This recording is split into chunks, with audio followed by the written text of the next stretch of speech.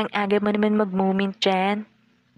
Nagangat ako ng tingin mula sa pagkakatitig sa 1100 na Nokia cellphone ko. Tumabi sa akin si Angel, katrabaho ko at kaibigan sa pabrikang pinapasukan. Agad na nagbukas ng isang stick ng sigarilyo si Angel.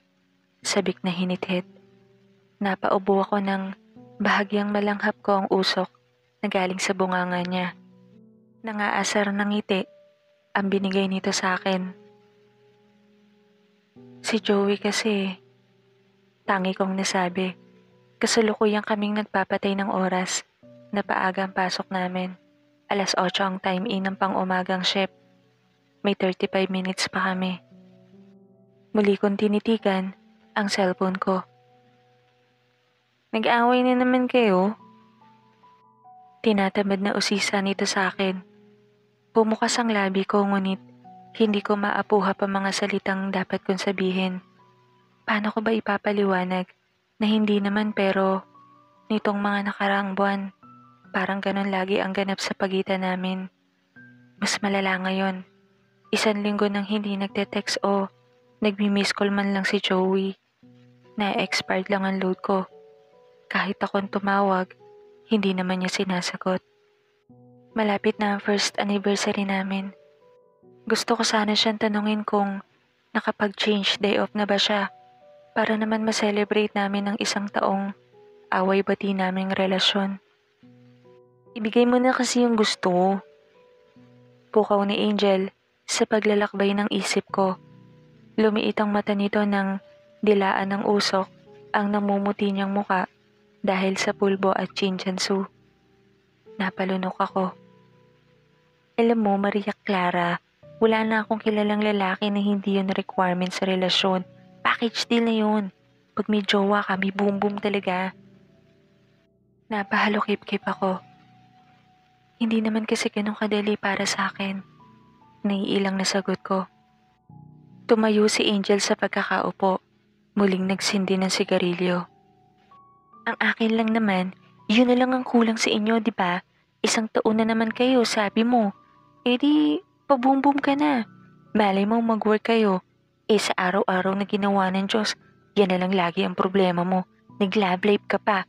Kung stress lang yan nakukuha mo dyan sa lalaking yan. Mahabang litanya nito. Napatingin ako sa 4 na upos ng sigarilyong nasa lupa. Alam kong kay Angel yun. Dahil malinis kanina ang lupang kinauupuan ko. Sa totoo lang, nasasayangan ako sa bugbog na baga ni Angel. Hindi naman siguro yun lang ang sagot. Wika ko. Bumuga ng usok ang malatanbutsyong bibig ni Angel. Lumayo ako ng konti. Ang sakit kasi sa ilong ng usok. Pinapairal mo kasi yung pagiging syanang mo. Nasa Maynila ka na. Itapon mo na yung probinsya naman ang image mo. Madaling magsawa ang lalaki, sige ka. Babala pa nito. Kung mahal niya ako, maghihintay siya. Tumirik ka mata ni Angel. Tanginang baduy mo, bahala ka dyan. Sagot nito na akmang tatayo. Sabay naman kaming napalingon nang tumunog ang paos na bell. Hudyat na tapos na ang shift ng panggabi at kaming mga pang-umaga na ang magti-take over. Inapakan ni Angel ang hindi pa nangangalahating sigarilyo nito bago umakbay sa akin at sabay na kaming nag-time in. Si Joey ang unang nobyo ko. Sa probinsya kasi namin, mahigpit sila itang at inang. Lagi nilang sinasabi na may tamang panahon sa lahat ng bagay. Unahin muna ang importante at iyon ay ang pag-aaral. Yun na lamang daw ang maipapamana nila sa aming magkapatid. Mula nang makagraduate ako sa high school, ay nagpasya ako magtrabaho. Ayoko nang tumuloy pa sa kolehiyo. Nagdesisyon ako magpa-Maynila na hindi naman kinontra ng mga magulang ko. Nasa tamang edad na raw ako para magpasya tungkol sa buhay ko. Kahit may mga mapapasukan sa lalawigan namin, mas ginusto ko lumayo para din maiba ang lugar na aking ginagalawan. Baon ng may kalakihang pera na pinadala ng mga magulang ko, nakapagrenta ako ng disenteng apartment sa isang semi-village konkreto ang mga bahay ng paupahang iyon, kaya naman kinuha ko na. Isang sakay rin ng jeep buhat sa bago kong pugad ay napadpad ako sa isang pabrika ng damit, hiring ng trimmer, service girl at quality control. Bilang may alam ng konti sa pananahi, ay naglakas loob ako mag-apply. Natanggap naman ako bilang sewer. Kasabay ko nun mag-apply si Angel at sabay din kaming natanggap. Doon ko nakilala si Joey. Kontraktuwal ang trabahong napasukan ko pero kapag maayos ka magtrabaho ay nagre-regular sila. Minimum with benefits. Nauna sa akin ng 3 buwan si Joey. Quality control siya. Yun nga lang, absenero at laging late. Kaya hindi na umaasang marirenew. Nang huling buwan niya, bago siya ma-endo, ay niligawan niya ako. Tulak ng pangungulila sa tahanang iniwan, sinagot ko siya. Hindi naman kagwapuan si Joey. Hindi rin siya katangkaran pero malakas ang sex appeal niya. Malinis at maganda magdala ng damit. Maputi at may katangusan ng ilong. Pero ang pinakagusto ko sa kanya at una kong napansin ay ang pabango niya. Tuwing dadaan si Joey sa station namin, ay hindi ko talaga maiwasang hindi siya lingunin. Alam ko kung papalapit na siya dahil kahit anong ginagawa ko, napapatigil ako. Minsan nga ay napapapikit pa ako upang namnamin ang bango nun. Yun ang dahilan kung bakit niya ako napansin. Tuwing dadaan daw kasi siya, ay nililingon ko siya at nginingitian na hindi ko naman halos namamalayan na ginagawa ko na pala. Isang araw ay tinanong niya ang pangalan ko. Sunod ang cellphone number na nauwi sa panlilikaw at kalaunan nga, naging kami. Minsan tinatanong ko kung anong pabango niya o sabon na ginagamit sa katawan. Ngumingiti lamang ito ngunit hindi sinasagot ang tanong ko. Parang ayaw naman niya sabihin, kaya hindi ko na siya kinulit. Nang may end of contract si Joey, ay nalungkot ako pero ganun talaga ang buhay. Kailangan magpatuloy. Agad din naman siyang natanggap sa isang ice cream factory na inaplayan. Yun nga lang, malayo sa pinapasukan ko. 40 minutes to 1 hour ang biyahe.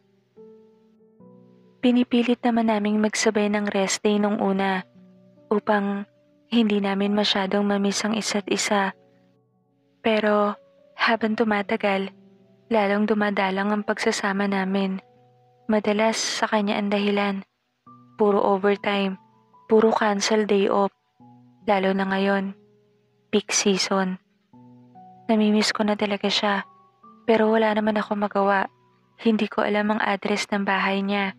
Siya lang ang pumupunta sa inuupahan ko. Pero napansin kong nitong mga huling dalaw niya, tila lagi kami nag-aaway. Kung hindi lang talaga siya mabango. Ay. Cancel rest day na naman ako. Isang araw ng Sabado. Pero minungkahi ng supervisor kong hanggang 3:00 lang daw ako. Hindi ko rin alam kung bakit. Pero dahil wala naman akong magawa, sumunod na lang ako. Mabilis lumipas sa mga oras. Maya-maya ay kinalabit na ako ng supervisor ko. Inday, 3:00 na. Out ka na. Isang tipid ng ngiti ang sinagot ko. Sa halos 1 taon ko sa pabrikang ito, kilala na nila akong hindi pala salita. Kaya naman, hindi na nagtaka ang supervisor ko nang pagkatapos kong ligpitin ang mga gamit, ay dire-diretso na akong nagpunta sa lagayan ng mga time card at nag-punch out. Palabas na sana ako ng gate ng pabrika nang saglit akong mapatda. Agad kong hinamig ang sarili. Nagpalinga-linga ako. Nang masigurado ang direksyon ng pumukaw sa atensyon ko, ay lakad-takbo kong tumungo sa pinanggagalingan niyon. Ang nakakahalinang pabango ni Joey. Sa isang maliit na kantina nagtapos ang sinusundan kong amoy. Agad kong hinagilap ang cellphone ko na nasa sling bag at tinignan kong may mensahe siya, ngunit wala. Ano kayang ginagawa niya rito, malapit sa pabrika namin, kung hindi naman niya ako susunduin? Baka may kakatagpuing kaibigan, nasabi ko sa sarili. Lumingaling nga pa ako at nakita ng mata ko ang hinahanap. Mula sa pinakasulok, sa pinakatago, kumakain na merienda lang nobyo ko. Kasama si Angel. Nakatalikod ang dalawa, halatang nagtatago. Naningkit ang mata ko nang umakbay si Joey kay Angel. Hinilig naman ng bruha ang ulo sa balikat ng nobyo ko. Kumabog ng malakas ang aking dibdib. Putang ina, totoo pala talaga. Kahit sa syudad, may ahas. Gusto kong sugurin sila, ihampas ang bote ng Coke Angel at ingod-ngod ang platito ng pansit kay Joey. Pero may pinag-aralan ako. Hindi rito. Nang mapansin kong patapos na sila sa kinakain, ay nagpa siya ako magtago sa katabing damitan. Hindi pa aalis sa mga ito, maninigarilyo pa sila at makikinig ako. Susundan ko sila kung saan man sila pupunta ngayon. Bahala na. Hindi nga ako nagkamali. Nagtago ako sa mga nakahangir na damit at nagkunwaring namimili nang pumwesto pa sa likod ko ang mga animal. Bad trip kasi yung mga accounting na yan. Hindi pa hinulog sa ATM ko yung backpay. Di sana hindi na ako napadpad dito. Wika ni Joey habang nagsisindi ng sigarilyo. Ganun talaga. May mga bipirmahan ka pa kasi. Buti nga hindi ka nakita ni Corazon. Nagkiskisa ng ngipin ko nang madinig ang aking pangalan. Ha? Akala ko ba rest day nun ngayon? Wika ng ulupong kong boyfriend. Pinag-half day siya ni ma'am kasi may emergency yung kirelieve niya sa station. Paspas kasi ngayon, alam mo na, nagpapasko na eh. Wika naman ni Angel. Ba't pumayag ka mag-OT ngayon? Imbes na diretso na tayo sa bahay. Babalik ka pa tuloy sa factory. Bumuga muna ng usok si Angel bago sumagot. Sunod-sunod yung absent ko, di ba? Pinapabawi sa akin yun para daw hindi bungi yung bonus ko. Wika ni Angel. O edi, sa sunod na Sabado na lang tayo magkita ulit. Uuwi ako sa Valenzuela bukas eh. 1 week din ako dun. Nagpalib ako. Sagot naman ni Joey. Nanliit ang mata ni Angel habang tumatango-tango. Nakasubo kasi sa nguso nito ang bagong sinding yosi. Maya-maya ay muli itong nagsalita. Makipaghiwalay ka na kasi. Hindi mo man lang sinasagot yung tawag ng syanang na yun. Para hindi na rin tayo nagtatago. Daig ko pa ang kabit nito eh. Reklamo ni Angel. Saka na, iisahan ko muna yun. Sagot ng Judas. Nagtawanan pa ang dalawa bago mabilis na hinalikan ni Joey sa nguso si Angel. Masakit madinig at malamang ganto ko kaliit sa mga taong pinagkakatiwalaan ko. Nangilid ang luha ko. Inaano ko ba sila? Minahal ko ang isa at tinuring na kapatid ang isa. Ito pa ang isusukli nila. Saglit pa ay muling yumakap si Angel sa nobyo ko. Hinalikan ng pulang nguso nito at pinasakay ng tricycle pabalik sa factory. Ang nobyo ko naman ay sumakay ng jeep. Buti na lang, hindi taxi ang pinili nito. Mahihirapan kasi kung sundan siya pag nagkataon. Nagmamadali akong sumunod at sumakay ng jeep parehas sa destinasyon na pupuntahan ng nobyo ko. Bumaba ito sa kanto ng Banawe. Malayo sa kanya ay bumaba rin ako. Saglit na lumapit ito sa isang Takatak Boys at bumili ng sigarilyo. Kaya siguro pinalit niya sa akin si Angel. Magkasundo kasi sila sa bisyo. Naalala ko na naman ng ilang beses na pagturo niya sa akin na manigarilyo noon. Ngunit talagang hindi ko kaya. Isa pa, baka dagukan ako ni Itang. ni hindi nga umiinom ng alak ang itang ko.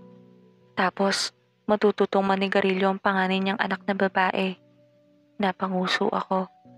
Hindi na siya babangon ng sobra. Pag tinuloy-tuloy niya ang bisyo niyang yan, matutulad siya kay Angel na sunog na ang baga. Napaismid ako. Magaling magdala ng sakit si Angel ha. Kahit lamog na ang baga, hindi halata sa kanya. Pangalawang sindi ni Joey nang lumapit ako. Abala siya sa pagpindot ng 6600 niyang Nokia cellphone. Halatang bagong bili. Joey? Pinahalata ko sa boses ang pagkagulat. Sana ay mapagtagumpayan ko.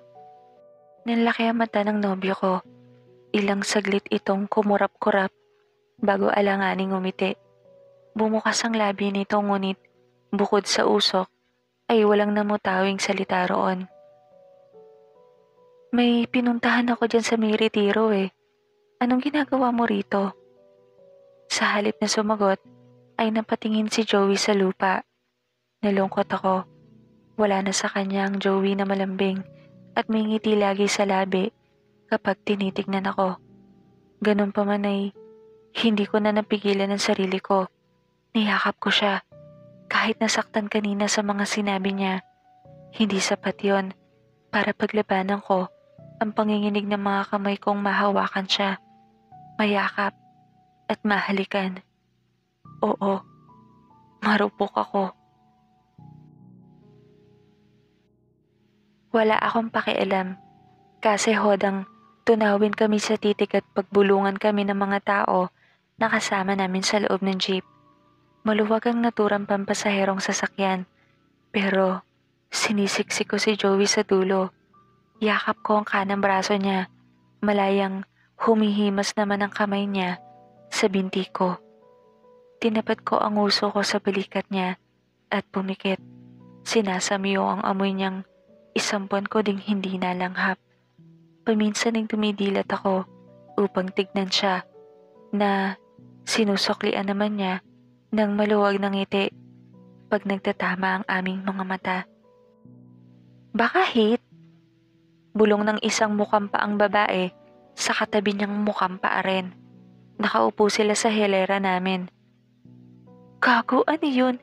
Aso? Baka naman lasing. Tapos pinainom ng pampagana. Naghagik-hika ng dalawang paa. Sana lahat. Hindi maiwasang wika ng lalaking nasa tapat naman namin na nakasimangot na sinulyapan ng girlfriend nitong naglalaro ata ng game sa 3310 nitong kulay pink na cellphone. Isang ngiti ang nanula sa labi ko sa mga nadidinig ko. Hindi nila masisira ang sandaling ito. Hindi. Diretso kami sa apartment ko. Pagkapasok sa pinto at pagkasara nito, ay agad akong hinatak ni Joey sa sopang kawayan. Pinaupo ako sa kandungan niya at takmang itataas ang t-shirt ko nang saglit akong matauhan. Agad akong tumayo at lumayo sa kanya. Cory naman. Busit nitong wika. Bumalik na naman kami sa dati. Sa lagi kong reaksyon tuwing napupunta kami sa ganitong sitwasyon. Joey, hindi ko kaya. Sagot ko. Pang-ilang gamit ko na ng linyang ito pero hindi ko maiwasang ulitin pa rin. Nagsalubong ang mga kiling ni Joey. Naktanto ko naman. Kanina sa jeep daig mo pa sa makalingkis. Hindi mo ginagawa yon dati. Kaya akala ko game ka na. Napahalokip-kip ako. Namiss kasi kita. Ang tagal nating hindi nagkita. 1 buwan? Paliwanag ko. Tumayo si Joey at tinungo ang pinto. Kung tulad ng dati na aamoy-amoyin mo lang ako, uuwi na ako. Pinihit nito ang seradura. Joey, tawag ko. Lumingon ito. Kailangan ba talaga yun? Hindi mo ba ako mahihintay hanggang sa kaya ko nang ibigay? Ngumisi ang nobyo ko. Hindi ako maghihintay at ayokong maghintay. Yun lang, at umalis na ito. Umupo ako sa kawayang sopa. Umiling. Hindi. Isa pa. Isang pagkakataon pa. Ayoko siyang mawala. Ayokong sumama siya kay Angel.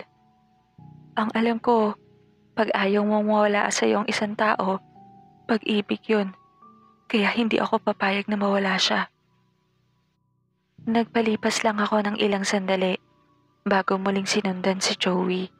Dapat, alam ko kung saan siya makikita, kung saan siya nakatira. Aayusin ko to. Bahala na. Inihinto ako ng taxi sa isang village. Nasundan ko siya dahil sa amoy niya. Ikinibit balikat ko na lang ang kakamot-kamot na tingin sa akin ng taxi driver. Pinilit ko kasi siyang buksan ang bintana upang masundan ko ang nobyo ko. Wala na akong pake kung anong isipin niya. Sa isang maliit na bahay ako hinatid ng sinusundan kong pabango. Konkreto naman at disente tignan. Lumingalinga ako sa paligid. Bukod sa isang malapit na tindahan, ay wala nang kapitbahay si Joey sa inuupahang bahay. Marami pang bakanting lote. Malapit sa village ang pabrikang pinapasukan ng nobyo ko. Kaya sakto lang ang napili niyang lugar.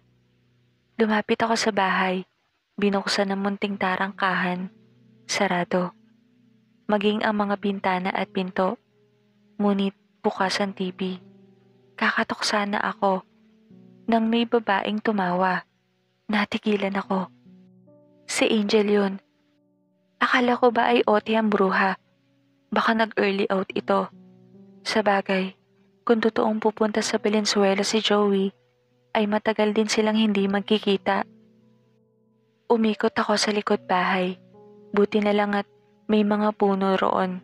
May mapagkukublihan ako. Lumakas ang volume ng TV at sumabay doon ang tunog ng salpukan ng dalawang hubad na katawan. Napatingin ako sa papasilip na bilog na buwan. Mag-aalas 6 na. Nanghihinang sumandal ako sa konkretong halike. Kung siya lang sana ang maaabutan ko ngayon, ay walang problema. Itutuloy ko ang nararamdaman ko sa kanya. Pero wala. Mas pinili niya ang babaeng sunog ang baka. Isang lingon pa ang ginawa ko bago humakbang palayo. Nagpanggap akong walang nalalaman sa ginagawa nila sa akin ni Joey. Nagpapababa kami ng kinain isang tanghali. Break time namin. Katabi ko pa rin si Angel na halos maubos na ang isang kahang Marlboro. Nang lumingon ito sa akin, tinanong ako. Kimusta yung jowa mo? Nag-usap na kayo? Usisa nito habang sinisindihan ang pinakahuling stick ng isang kahang na konsumo niya sa isang oras naming pagtambay. Nangalumbaba ako at tumingin sa malayo bago sumagot. Wala pa rin eh. Gustuhin ko mampuntahan siya sa bahay niya. Hindi ko naman alam. Gusto ko na makipaghiwalay kasi parang ganun din naman mapupunta ang lahat eh. Ayaw niya makipag-usap. Ayaw sumagot ng text. Nagri-ring naman ang cellphone niya. Ang akin lang, kung ayaw na niya, tapusin na lang niya na maayos. Pinalungkot ko ang anyo. Sa sulok ng mata ko, nakita kong ngumingiti ang ahas. Sabagay, kung may bago na siya, okay lang yun friend. Hindi naman kayo kasal. Komento nito. Tumingin ako kay Angel. Sa tingin mo, may bago na siya? Tila natauhan si Angel sa tanong ko. May posibilidad. Ewan. Nauutal na sagot nito. Sa bagay tama ka. Hindi kami kasal. Wika ko. Pero sa loob-loob ko, may araw din sa akin si Angel. Isang linggo ang dumaan bago ko pinuntahan si Joey. Kumatok ako sa pintuan niya. Walang sumasagot. Nakailang katok ako bago bumukas ang pinto. at bumungad ang pupungas-pungas pang si Joey. Cory? Hindi makapaniwalang tanong nito sa akin. Tipid akong ngumiti. Napatingin sa wall clock si Joey. 2:00 ng madaling araw. Bago alanganing pinapasok ako. Paano mo nalaman yung address ko? Muli nitong tanong. Sa halip na sumagot, pasimple akong suminghot. Mag-isa lang siya. Tinapik-tapik ni Joey ang pisngi. Tila ginigising ang sarili bago tumungo sa maliit na kusina at uminom ng tubig. Sinundan ko siya. Nang ibaba niya ang baso ng tubig, ay hinata ko siya palapit. Iniangkla ko ang isang hita sa bewang niya at sinibasib ng halik habang nakayapo sa leeg. Saglit na nagulat ang nobyo ko, pero agad gumanti ng halik. Gumapang ang mga kamay niya sa loob ng jacket ko. Hinayaan ko lang. Kung saan-saan napunta ang mga kamay niya. Sa hita, sa likod, sa dibdib. Pero nang tatanggalin na niya ang hook ng bra ko, ay maingat ko siyang tinulak. Muling gumuhit ang pagkayamot sa mukha ng nobyo ko. Pero bago pa ito makapagsalita, ay inunahan ko na siya. Huwag dito, sa bahay ko. Tumaas ang kilay ni Joey. Pangako game na ako. Basta huwag dito. Pilit na nangaakit na wika ko. Saglit na natigilan ang nobyo ko. Hindi inaasahang aakto ako nang malayo sa kanyang nakasanayan. Kinuha ko ang kamay niya at hinatak papunta sa pinto. Balak sana nitong abutin ang cellphone niya pero hindi na niya nagawa. Marahas ko siyang hinatak. Napamaang na lang si Joey. Hindi na siya nagtanong nang makitang may taxi na matyagang naghihintay sa labas ng bahay niya. Naging sunod-sunuran ang nobyo ko. Mabilis ang biyahe dahil madaling araw. Saglit lang, nasa tapat na kami ng bahay ko. Pagkasara ng pinto, ay agad niya akong hinatak papunta sa sopang kawayan. Pero mas malakas ako. Hinata ko siya sa banyo. Napatingin pa siya sa pulsuhan niyang mahigpit kong hawak. Bahagyang namula na kasi ang pagkakakapit ko. Binuksan ko ang tubig at ilaw. Napangiti ang loko. Maliligo ba muna tayo? Tanong nito. Umiling ako. Hinubad ko ang lahat ng damit at hinatak siya palapit. Sinibasib ko siya ng halik. Muling gumanti si Joey. Pinakiramdaman ko ang lahat ng ginagawa niya. Bawat haplos, bawat pisel, bawat halik na nagiiwan ng marka sa katawan ko ay hindi ko nararamdamang may pagmamahal. Hinayaan ko siya at sumandal ako sa tiles na dingding. Minasdan ko ang mukha niya, ang matangos niyang ilong, ang singkit na mata. Iniangkla niya ang isang hita ko sa bewang niya. Kinabig ako palapit. Kinawit ko ang isang braso sa leeg niya. Malayong malayo sa mga nababasa kong tagpo ang ginagawa namin. Hindi ko na nararamdamang masaya ako. Pero siya, ganadong ganado. Mabilis niyang naibaba ang pantalon at nahubad ang t-shirt. Napapikit ako nang tuluyang maangkin ni Joey ang katawan ko. Masakit. Pero hindi ang pagkapunit ng pagkababae ko ang dahilan. Ang maliit na kirot ay unti-unting kumakalat mula sa puson ko, papunta sa dibdib. Panay lang ang indayog ni Joey. Hindi man lang tinatanong kung katulad niya, nasasarapan ba ako sa ginagawa namin dalawa. Dahil nakapikit, hindi na niya napansin ang paghaba ng mga daliri ko, ang pagtulis ng mga kuko nito. Tinikom ko ng maigi ang mga labi. Nararamdaman ko kasing umaangat at lumalabas ang pangil ko. Napaungol si Joey. Sumabay ako. Hindi sa parehong rason. Pagdilat niya ng mata ay nanglaki ang kanyang paningin. Alam kong ang halimo kung anyo ang nakikita niya ngayon. Nagkulay dugo ang paningin ko. Senyales na kompleto na ang pagbabago ko ng anyo.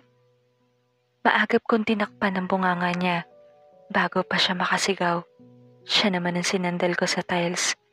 Gumala ang mata niya mula sa kulay pula kong balat na pitak-pitak hanggang sa mukha kong doble ang nilaki. Kita ang hilakbot sa kanyang mata. Napailing ako. Nanlaban si Joey. Sumuntok. Tinangka akong sakalin. Inabot ang nagtatayo ang ko mga buhok. Sumipa. Ngunit anong laban niya sa malakas na nilalang na katulad ko. Malakas na kumakabog ang kanyang dibdib. Nababuntong hininga ako. Ang bango niya talaga. Kahit anong sigaw niya ay hindi makatakas ang tunog sa malagoma kong palad. Nag-unahan ang mga luhang umagos sa kanyang mata. Pero huli na. Wala na akong magagawa. Sinamyo ko muna ang braso niya bago kinagat. Ako naman ang napapikit. Sumigaw pa rin si Joey. Dinilaan ko ang mga dugong umaagos. Sayang. Napangiti ako. Agad kumagat ng isang laman niya sa kanyang braso. Mabilis nang inuya at nilunok. Ito ang dahilan kung bakit ayokong ibigay ang sarili ko sa'yo. Hindi lingid sa'yo na isa akong birhen. Pero ang hindi mo alam ay isa rin akong aswang. Isang lahing may ugaling ginagawang pagkain ang kukuha ng kainosentehan namin. Walang excuse o anong dahilan ang makakapigil.